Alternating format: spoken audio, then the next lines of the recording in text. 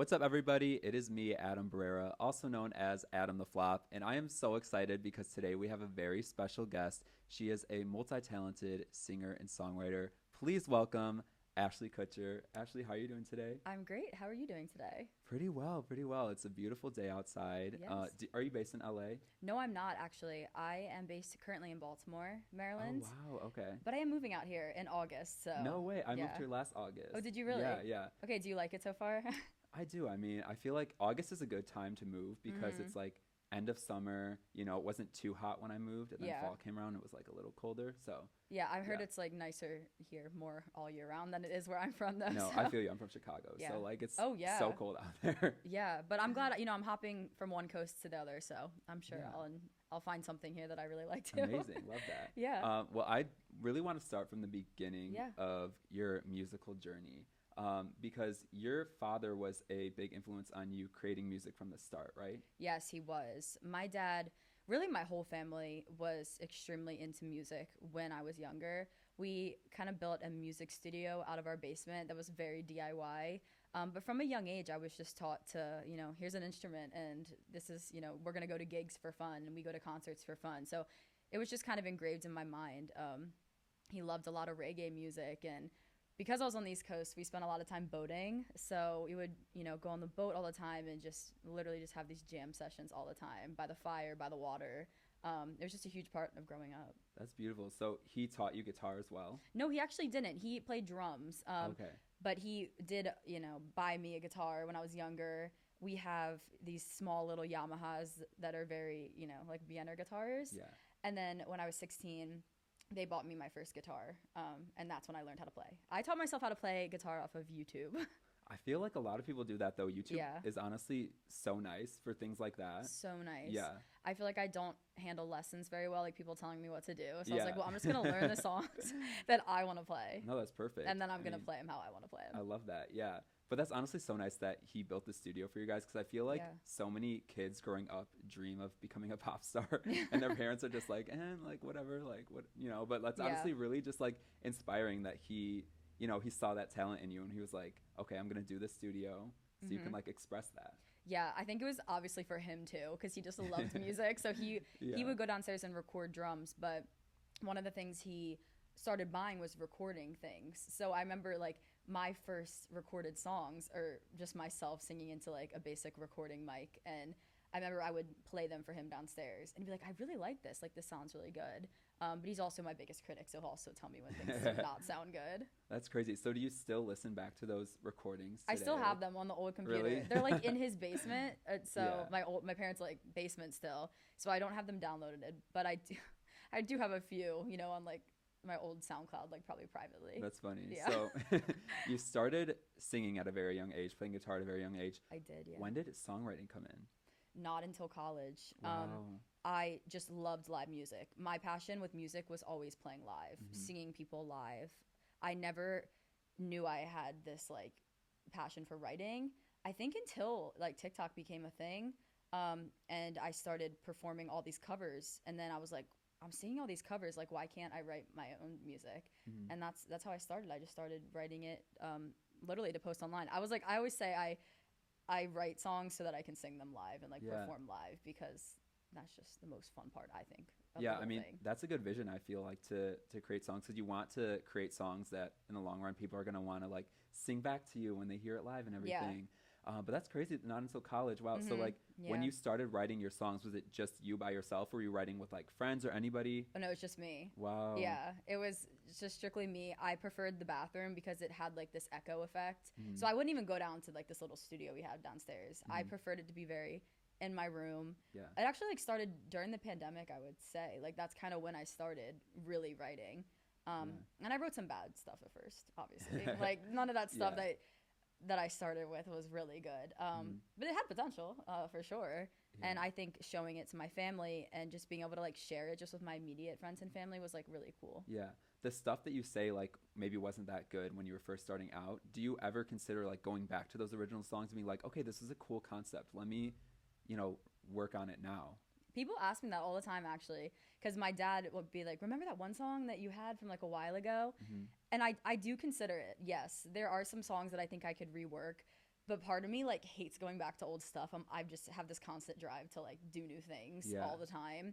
So maybe I would say maybe there are a few that still have my attention.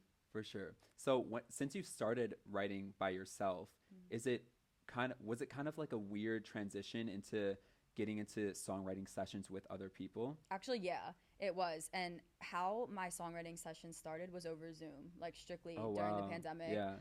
So when I first had my in-person session, people were like, "You've never written in person before?" I was like, "No, like I've only done Zoom." It's different because like when you're alone, you just feel like you can say whatever. You know, if it's not right, you're not saying it to somebody else. Yeah. So I think there's this comfort that has to happen in the room, and when you find people that you're comfortable with, it'll just be so much better for you. Oh, definitely. Yeah. But speaking of those initial songwriting sessions you had during the pandemic, Yeah. those happened after you sort of had your first viral moment with Love You from a Distance, correct? Yeah, yes, they did. So none of this stuff happened before that song, pretty much. I had a few people reach out here and there, but yeah, after Love You from a Distance, I would say my life completely changed in every aspect, to be honest. So when that song was first taking off, what was your reaction to that? Like, do you remember the first time you were like, okay, this is actually doing numbers? Yeah. So my first song that ever I saw traction online was the song called Lust that I wrote, and I noticed my first traction from that. And then people also found this other song that I posted that kind of did well as well, and that was Hands to Myself. Love You from a Distance, when I posted that, people just like had this different reaction to it. Like it just felt, the cool thing about it is it wasn't even like there was no dance to this song. There was no like trend really. People just kept using the lyrics like everywhere. And so I actually wasn't going to put that out for a while. And I decided to put it out because people just kept asking me about it. And I was independent and I was in college and I was like, why not put it out, you know? So I worked with a producer from my hometown. I paid $300 to get that song produced. Wow.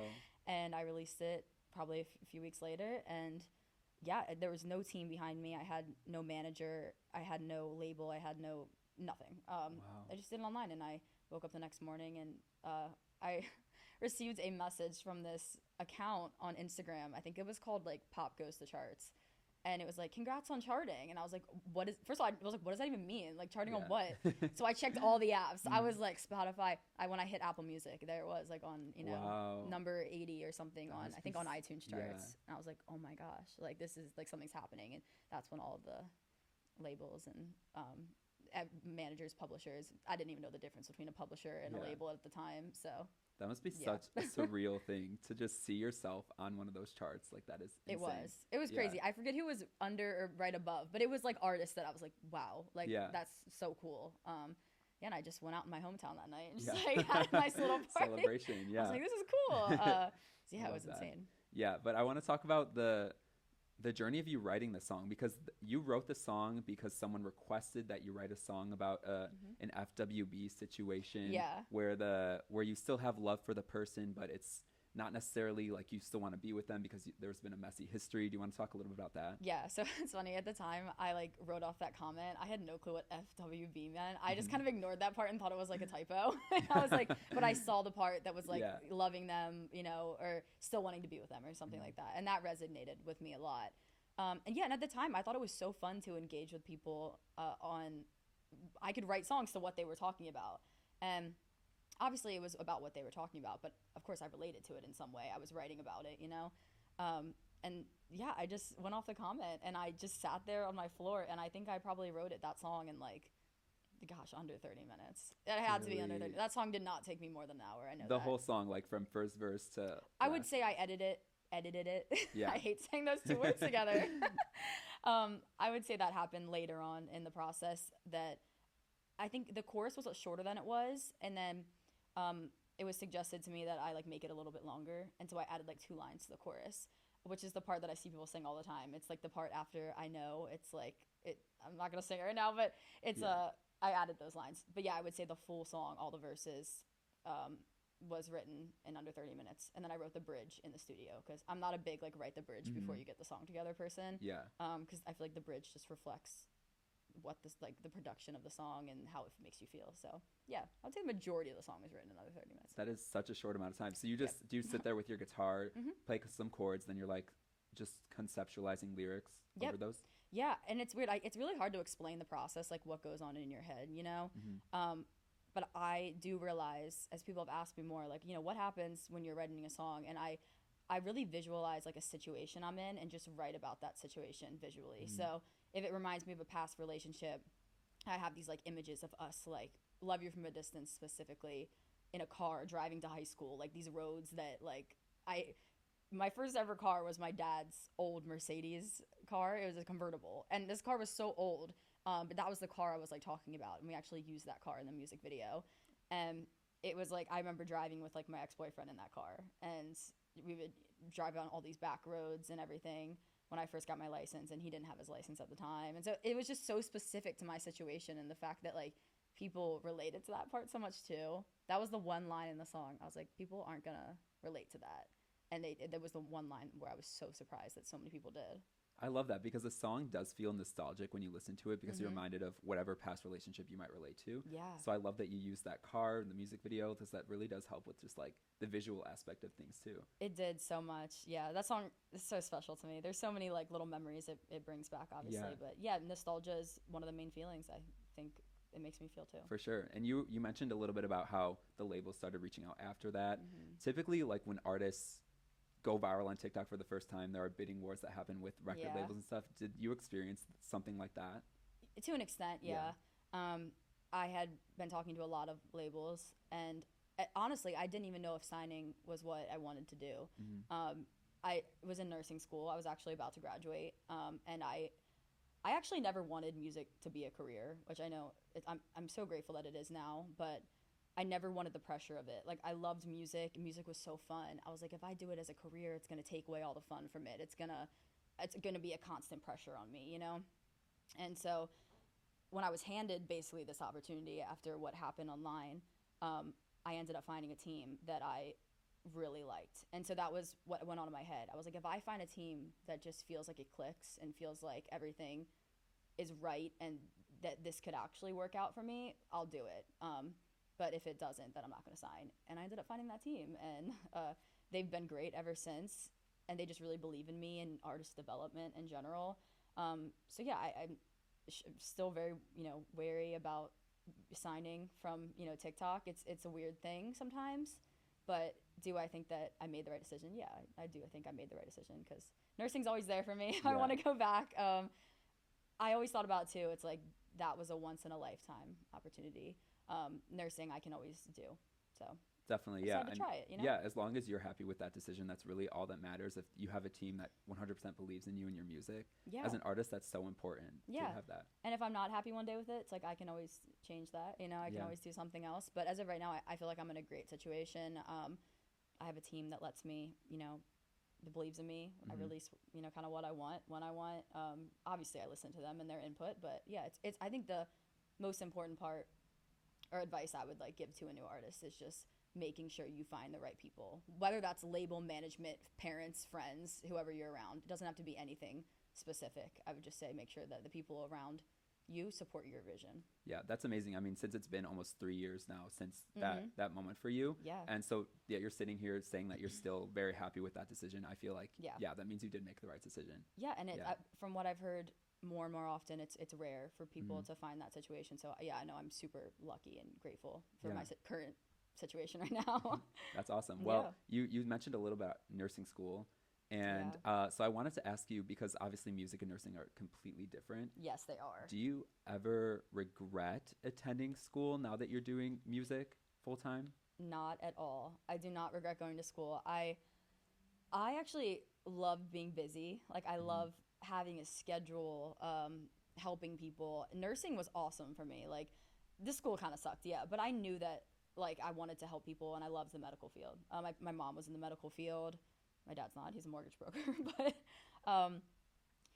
the reason I liked music at the end more than nursing was because I felt like I was helping more people with music and than I was through nursing anymore.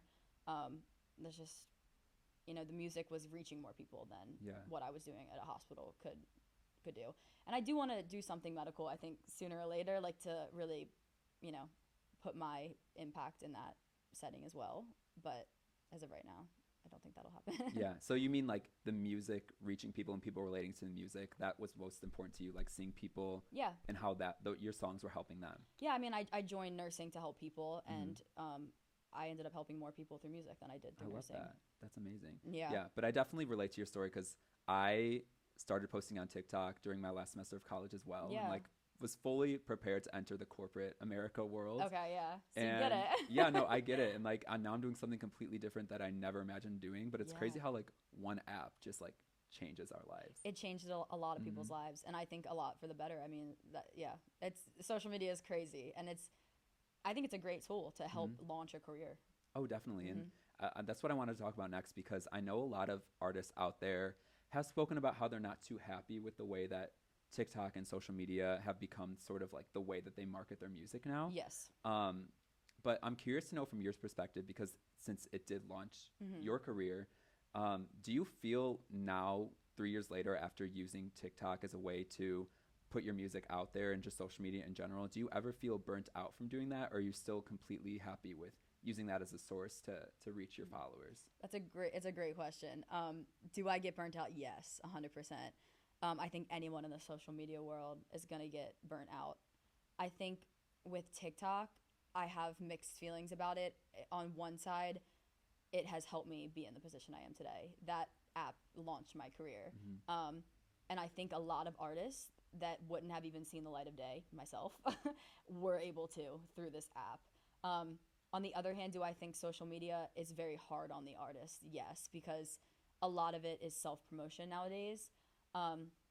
But I also do think the music industry, any entertainment industry in general, has always been hard on a person, no matter if social media was involved or not. I mean, back, a few years ago, it was probably, they would, magazines and, I don't know, there's other things that were still hard on the artist. So I think there's like that sweet middle spot of like, use it as much as you can without burning yourself out on it, For sure. Yeah, no, it's hard. That definitely makes sense because I feel like a lot of artists who have spoken up about the negative parts of it are artists who maybe were already established before the app existed. Yes. And so they were used to a completely different side of music promotion, like radio or whatever. Yeah. But now with like, in your case, how you started out independent and being able to get signed from just TikTok was just absolutely incredible. Yeah, and that's why I think the app is great, I think it has helped so many people. But it's also gambling at the end of the day. Sometimes it's hard to really feel too consistent with it sometimes. It's so hard to tell because I'm always like, I get burnt out all the time, but then other times I'm like, I'm so grateful for what I have. So I think it's a good mix where I go back and forth a lot. For sure. Yeah, it's just one of those things where it's like, yeah, I mean, you have your good days, you have your bad days. Yeah, it's like, and I think with anything, that would be it. But I do think the platform's helped so many artists, like I said, that would have never seen the light of day. And me being one of those artists, it was Definitely. amazing an experience for me. Yeah, it's honestly just amazing to see how many independent artists have come out of that platform. And I found so many. Like, Yeah. I listen to so many artists now from TikTok, so I think it's awesome. I think the part that people really get down on themselves for is watching numbers, and I think numbers can be a challenging game. But if you look across the board, everyone's numbers are different, and that doesn't mean that you're more successful or not successful. It's just the way algorithms work, and sometimes you have a song that's going crazy for a bit, and then it stops for a bit, and then it's not a consistent career. So trying to make it consistent is very hard. That's true. And I think people struggle with that, including myself. Sometimes you're on like a rush. You're like, oh, this is doing so well. And then like something's just like not clicking. And it's just like, okay, how do I fix this? But I think it is really nice because, back in the day, like before TikTok, it was so hard for independent artists to just take off because they couldn't really get played on radio. Or if they did, they usually had to have like a huge team behind them in order for that to happen. And so, but now it's just like you were saying with music discovery itself, it's so nice. A lot of the artists I listen to are just songs I heard from TikTok. Yeah. Yeah, and you had to have a label. But I mean, back then, I wasn't in the industry. Didn't grow up in the industry at all, so I have no real knowledge of this. But from what I've heard, is that you needed a full team behind you to get heard, to get yourself out there. And I think why I say TikTok is a great launching platform is that it can get you out there. I do think, like, for me, I didn't just want to keep it on TikTok because I knew if I wanted to build a career out of it, I wanted to find a team that's believed in me and my vision, because there's so much behind the scenes that you can't do yourself. And if you want to do yourself, that's awesome. But for me, I don't want to do everything myself. Yeah. So. So what was do you think was the way that you, because I went to your tour in LA. Oh, that's so your awesome. Echo You were at the Park. LA show. Yeah, yeah. Oh, that's so cool. And it was really cool to see your fans singing your lyrics to you. I just like Yes. it gives me the chills every time I see that happen. Mm-hmm. And so for you, what was the moment that you realized that okay, you don't only have these viral TikTok songs, but you have a fan base? On tour, probably. Like, Yeah. that was crazy. I didn't I think that's another hard part with TikTok and the app. Sometimes things don't translate into live audience, you know, ticket sales and everything. It can be difficult. I think it was crazy to have these 10 shows and have, so many of them sold out, and these room full of people singing my songs. That was the first time traveling the country, like, where I was like, oh my gosh, I'm going to these cities I've never been to before, and I have all these people coming and singing these songs back to me. And that was insane. I mean, I literally cried on stage during New York because people were holding up signs, and I just, like, it hit me for a second that I was like, what am I doing? Like, Yeah. this is crazy.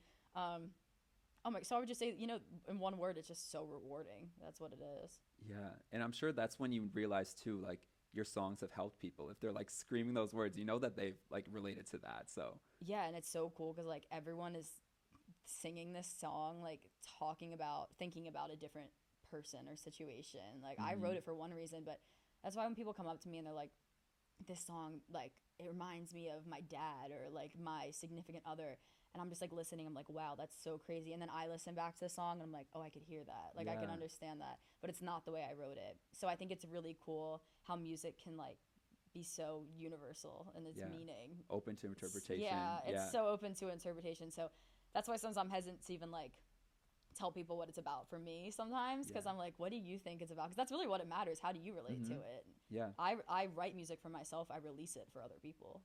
Yeah. So that must be so healing for you then too, to just be able to get all of your feelings out in there. So like, are all of your songs from experiences that you've had, or do you ever write songs from just like a friend's experience, or maybe just an idea that, I don't know, you've seen in like a movie or something like that? I have done that, I think, like, twice. If I Could was based off of somebody else's situation. But then I ended up relating to it in my own way. Like, I wrote it for someone else and I was like, wait, I relate to this Yeah. in this way.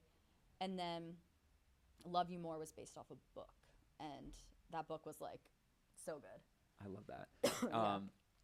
And I want to talk one more question about the tour, because what really like stood out to me from that was just seeing you on stage with just you and your guitar and then one other person. Was that sort of intentional for you? Were you like, I want this to be as stripped back as possible, and I don't want like a full band? Because I love that. It felt like really intimate when I went to the show. Yeah, so the LA show, we had a drummer and we had just me. And so that's the one you were at, right? Yeah, the Echo Park. Yeah. Okay, yeah, that one. So, I mean, to be honest, number one, it's cost effective. Oh, for sure. Which is huge Yeah. in the music industry. I mean, you'll hear everyone talk about it. Touring is not cheap. But talking on the music side, Yeah. I thought it was cool that we could just do it with a drummer and a guitarist. Like, we didn't feel like we needed another person. I mean, we're on a small van too, and how many people can we really get on this van to travel? And Derek, who is my drummer, is awesome that he programmed all the songs into his laptop. He was playing the drums, and he also programmed a light show. So when we looked at the show, we're like, this is cool within itself, and I play guitar, so I played for a lot of the songs, but we just didn't feel like it was necessary for the first tour. That's crazy, yeah, because I feel like people a lot of times assume that there's just like a huge team of people involved with, a tour like that. But the fact that it was just like one person who was just like handling the lights, doing all that. Like Derek did most of it. Cool. We had a tour manager, and we had, a sound guy that came with us. Yeah. And they were super helpful. But yeah, when it's actually on the road, you're just with a group of like 3 people, and that's how we did it. I love that. And you talked a little bit about Love You More, and like you wrote that from a book. Yeah. But I sort of came up with this, like, I don't know if I'm crazy for thinking this, but I feel like your latest single, I Can't Swim, is sort of like the part 3 of a trilogy of songs that you have. Oh my gosh, that's so cool. So like I sort of looked at Love You From a Distance as the part 1. Okay. Where like it's about someone who you'll always have the love for, but you know, you have sort of a history with them, so you know you won't be with them. And then you have love you more, which is maybe like you're thinking about that person when entering a new relationship. Mm-hmm. And then you have I can't swim, where like you finally reunite with that person and you're like, I don't know if I can do this. Oh my gosh. So Um, you're like, you got the whole series down. yeah, so I was like, I don't know if I was like crazy for like No, that makes so understanding much that, sense. but I was like, but now you're saying you wrote Love You More from a book. So I'm I like, did, okay, yeah. maybe it wasn't about the same person. That's why I was like Well, envisioning it. So that's hard to say. It's that song's confusing sometimes for me to explain because it was based off of a book, and I took that book like it was basically like the book was called The Wife Between Us, and the Mhm. page was basically this husband moving on, that someone that wasn't with the wife, and he saw his wife one time in some situation and was like, I love the new girl, but I'll always love you more. Mhm. Like, you have that history with somebody. So I wrote that song based off it. And while I pulled things from my life, do I feel that way completely? Not really. I feel it as in a sense of I loved harder when I was younger. So I always love this ex more because I loved with more of myself at the time. Mhm. Because when we're younger, like we just, we love without any caution, without any Mhm. care in the world. We have no responsibilities. I mean, I'm talking about a high school relationship. So I just feel like you love with more of yourself, and I think that's why we get so nostalgic about old relationships. And it's like, but what else do we have to focus on at the time? Yeah. We were in school, and then we had a boyfriend. So, and it's like your first love. You kind of go crazy Yeah. after that over that. But like, do I think that now my relationship and I loved my like ex more? No. Yeah. Like, I don't think that, like, I'm in such a stable, amazing relationship now. Like, Love that. I don't think that, you know what I mean? People are like, so why would you post that your boyfriend? I was like, first of all, my boyfriend doesn't care. Like, he's so supportive, Yeah. and he understands what I'm doing and what I'm writing. And so, yeah, it's a hard one to explain. Is it a 3-part series? No, but I think of I Can't Swim in a different way. That's cool. You think about it, that way. Yeah, no, for sure. And like, I don't know. I figured that like you probably didn't write about the same person, but I was just like, no, this is cool if it like connects in a way. Even like if that wasn't your intention, if people are Yeah. able to like hear that and be like, because not a lot of people, even with like Love You More, I feel like not a lot of artists have written about a concept like that. Like that's such an interesting and niche concept. Yeah, people got mad about it too. They're like, "Why did you say that?" I'm like, first of all, like I'm just writing my feelings. Like, let's not Yeah. get mad. But yeah, it's not something that people like come out and say. Yeah. Who would say that? It's kind of messed up.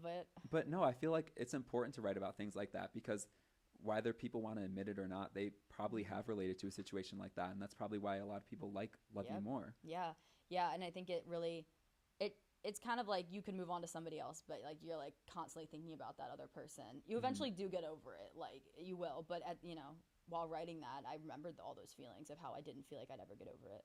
Yeah. So yeah, I think songs are written more about emotional states and not like state of minds, if that makes sense. Like I'm not writing this song people like that's how you feel. I was like, no, but that's how I probably felt in that moment of like writing or feeling that emotion. All they are is emotions. There's songs all the Exactly, time. yeah. Like I don't feel like that all the time. Yeah, they're just fun to sing, fun to just like Yeah, and they're just like little blurbs of my life. Emotions go up and down, and I think that's what's cool about songwriting. I could have a song that's like, oh, I love him so much, and the next song is like, oh, I hate him so much, and it could be Yeah. about the same person. Yeah, so So, what it's what was the process of writing I Can't Swim then? So I Can't Swim to me was about falling back into a toxic relationship, and that point of I Can't Swim is like knowing you can't pull yourself back out of that situation. You're gonna go in to the water, but you don't know how to swim. You're not gonna pull yourself back out because you don't know how. And I think that's a really interesting concept that I've done before. That I've been in before. Like I have thrown myself back into relationships so quickly that I worked to get myself out of, knowing that it was gonna kill me again. Just because it was so, it was there, and I knew this person didn't care as much as I did, and I was gonna do it just so I could hold on to them. And that's what it was about. I know I used the metaphor of swimming a lot and stuff, Yeah. but at the end of the day, it's about seeing them at a party, and they say hi so casually, and you're like they didn't just like wreck your life a few months ago, and you end up, to them it may just be like a casual thing, and you're like, but you're completely just falling back into the situation. You're not going to be able to come back out again. Yeah, I feel like that's such a relatable feeling because you start off with a song with saying that like why'd you show up here? My friends didn't invite you. Yeah. And it's such a relatable feeling because I feel like a lot of people are in that situation where their friends know that someone isn't good for them. Yep. But deep down, it's like they don't really care. It's like, you know, they just think back to the times that they did have with this person, and even though they might have been toxic to them, it's just like it's so hard to just get over that. So yeah, and the second verse is funny. It's like actually about your friends being like, what is she doing? You know, like, we're watching you do this. We're watching you fall back into this situation again that we know is not good for you. And I think I've dealt with that too. Like, your friends be like, you have to stop talking about this. Like, you've done it so many times. And while they're supportive, they're like, you're doing this to yourself. And so the song's cool too because it kind of starts out, you're angry. You know, like, why did they show up here? But then you're kind of like, you know, you get a few drinks in you and you're like, oh, like, this is okay. Like, it's just this one time, you know? And then towards the end, the song is just a whirlwind. It gets so, like, cinematic, and it's like, now I'm kissing you back in the kitchen. And it's like, okay, now you're just full into it. Like, you just went from being angry at this person to now you're falling back into it. And you know you're not going to – it's not going to be easy tomorrow. It's not going to be easy to talk about. They might never even talk to you after that again because they did it before. And, yeah, it just sucks because you're doing it to yourself, but you can't stop. But yeah, it's like there's literally nothing you can do. It's like once you have that one feeling where you're like, okay, this is good, like maybe. So hard to pull yourself out of. Like, it's like, oh, the smart thing to do would be to leave, maybe, like, you know, or just not talk to them, but you can't help it. And I think that's what the pre-chorus of this song is like, but you know me too well. Like, you know I'm going to talk to you. You know, I can't not. So it's a very vulnerable feeling as well. Yeah. I love how you mentioned the word cinematic too, because the chorus of the song is just so beautiful. It does feel like like a movie when you listen to it. Yeah. I love songs like that. So yeah, that's my goal. Yeah, was that your intention with writing it? Were you like, okay, I'm imagining this sort of scene and I want it to be cinematic? Yeah, so I constantly kept thinking of, it's funny because we recorded this video or lyric video in the ocean, but I was picturing like a still like lake or pond, but the waves actually made it kind of cool. But the whole time I was picturing, as the song progressed, you walking into like a body of water and then eventually going under. So the song kind of started like you're kind of angry, you're walking, you're contemplating if you're going to go under. Then you're kind of like, you dip a foot in, you're like, okay, well, I don't have to go fully under, you know? And then you're fully in the water, and then it just gets so cinematic and you just drown, you know? And I think you can hear that in the song, that progression of it's so relatable to seeing your ex and then deciding to, like, you know, go hook up with them again. Like, that's what it is. So yeah, the whole time I was just imagining this person, me, I guess, walking into the water, this still water, just eventually going under. So I tried to replicate that as much as possible in the video, but we had to use the ocean in California, and it was in January, and it was freezing. So I was just about to ask, was that in LA? Because I feel like even not in January, like when I moved here last August, the ocean was freezing. Oh yeah, I was so cold. And I came here from Florida, and like the ocean is like hot there. It feels like bath water. Yep. And I that was something I was not expecting when moving And when here. I was like in the video, like the lyric video, I'm in full on Converse jeans, a t-shirt. Yeah. And I didn't take any of it off. I fully went into the water. My whole team was like, she wanted to do this. I was like, I don't know why I did, but do it for the art. I did it for the content, I guess. But yeah, to me, it kind of, I was picturing like a stiller water just for dramatic purposes. But I think the waves kind of gave a new dynamic of like this like fighting against something, which was kind of cool. So it worked out. It kind of gave the same vision, I would say. Yeah. So is this song, because I know you put out another song a couple months ago. I did, yeah. And are these two songs the start of a new album for you? Is it start of like an EP that's coming out? Because I know you did 2 EPs before. Yeah, so I'm actually like officially working on my first album, which is super exciting. Thank you. I didn't want to do an album before. I just felt like I was like, sound-wise, I wasn't ready. I didn't feel like I don't know. I was working on my sound for so long. Like, it just didn't feel right yet. But now I'm in this position where, like, okay, I really like where this is going. I think I'm always going to have something to learn, you know what I mean? So, yeah, I would say the past 2 songs, if you look at the cover arts, they're pretty cohesive, you know, title-wise and how they look. And so, you know, I would say that you can definitely keep an eye out on those 2 for possible, you know, album tracks. Yeah, possible album tracks. Yeah, I can't say for sure when the album will come out yet, but it's definitely, you know, we got a lot of stuff for it so far. I love that. So. What percentage do you think you have, like, completed? It's completed is such a hard word because I think I have a lot of songs that are probably going on it, but they're not production-wise done, or they're sitting in my phone as voice notes. So I'm going to go with like 50-50 right now. Oh, and I'm wow, so hard on okay. myself that even the songs, it's funny, I have a notes app and like the songs that I'm like pretty sure are going on the album, like it's 94.7% sure. And I think that's as sure Yeah. as I'll get. I'm never going to be 100% sure. It's whatever, you know. Yeah. I'm doing the best I can. Oh, for sure. So as long as I'm proud of it, I think that that's really all I can ask of myself is that I put out music that I genuinely like and would listen to, and That's that all I'm that not doing matters. it for, any the internet or anything, but hopefully in return people like the music, you know. For sure. Yeah, Mhm. that's all that matters. Yeah. Definitely. If you're 100% comfortable with that and Yeah. like you love the songs, like the Yeah. artists, And I they gotta love play the the art. songs. I gotta go on tour and I gotta sing them. Yeah, I exactly. gotta feel what I'm saying, Yeah. and so I think that's so important to me. I'd rather put out an album that does absolutely nothing and me look at these songs and love them and be so proud of them and love singing them, find myself Mhm. singing them around the house, than put out an album that I don't really like that did super well. Like Yeah. I just would rather not, you know. Now, do you have a preference too of where you record your songs? Like, do you record them back home in Maryland, or do you come here in LA and do sessions here? Yeah, so I do a lot on Zoom still. I Oh, record wow. a lot on Zoom since I don't live in LA. I Hmm. am moving here because it has gotten a little difficult. So I record a lot from my bedroom, just actually with this mic. Oh, no I way. use the This mic right here. SM7B and I just sing there in my bed. And yeah, I'm not too picky about it. You know, sometimes I use like a more, I don't know, I don't even know what the other mic's called, but I usually use this one. Hmm. And I'll just sit there in my room and record over a track and then send them over to a producer. But when I'm in LA, I do with them in person. So yeah, it just depends on the song and if I'm writing it virtually or if I'm writing in person. Gotcha. Okay. So you're in LA right now. Are you doing sessions here while you're in I town? am, yes. I have a lot. I have like Love 6 that. next week, which is Oh, wow. I usually don't like to do that. Yeah. I usually try to keep it to like 3, maybe max a week, Hmm. because what's the point of writing if you're burnt out and Hmm. you're just writing is it's weird. There's this fine line of it's a job, but then it's also like don't do it, take it as a job.